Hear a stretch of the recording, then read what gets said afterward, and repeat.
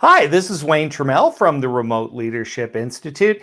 And this week on The Future of Work, we want to talk about something that is really important to the future of work, and that is the use of technology. And specifically, we're hearing a lot of complaints. We hear about Zoom fatigue. We hear about people being burnt out on the tools that are supposed to help us get our work done. So I want to look at 3 reasons that we suffer from technology fatigue. And it's not technophobia. A lot of times we hear, oh, our people are technophobic or they don't like technology. That's nonsense. They look at technology, they use technology every day of their lives. But there are some specific reasons why they resist using new tools at work. The first is they just don't understand the reason for the change. Why are we changing when something works? And it's not that it was working perfectly. I've always said the best way to get somebody to use a tool is to spread the rumor that you're about to change to a new one. But people don't always understand the reason for the change. Why do we need to use Slack when email works just fine? People are remarkably good at accepting tools that make their job easier, make them look smarter, allow them to do it faster and with less effort.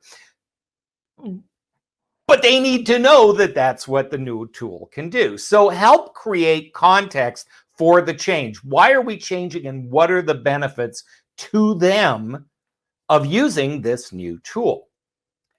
Secondly, there's something that we call the productivity paradox, and this is it. We invest in a new tool, Slack, Salesforce, Teams, whatever we're using, in order to be more productive. But there will be a period, hopefully a short period of time, where people are going to struggle with it. It's going to take time to learn the new tool. We're not going to be as fast with it as we were with the other one. So in an effort to introduce this new tool that will make us more productive, we get to be less productive for a while.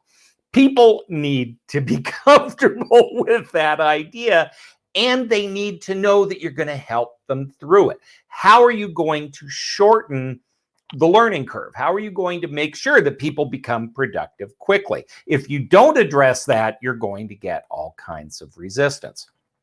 And finally, one of the reasons people resist new technologies is we've seen this movie. We have gone through nonstop technological changes our entire careers.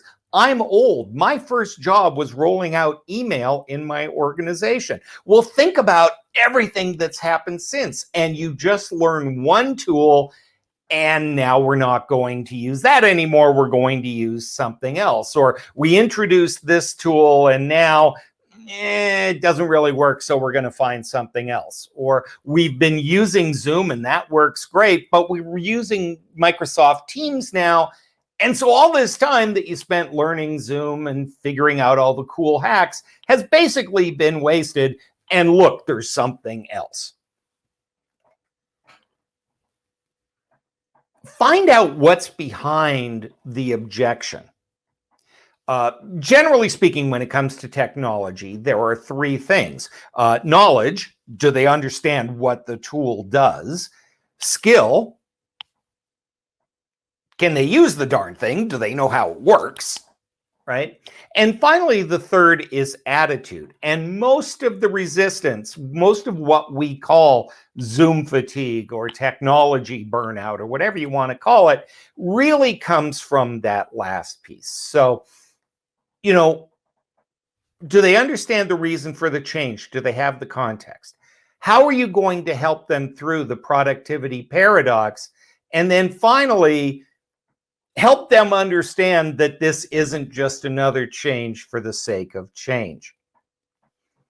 If you're interested in more information about helping people understand the future of work, preparing for it yourself as a leader, join us at the Remote Leadership Institute.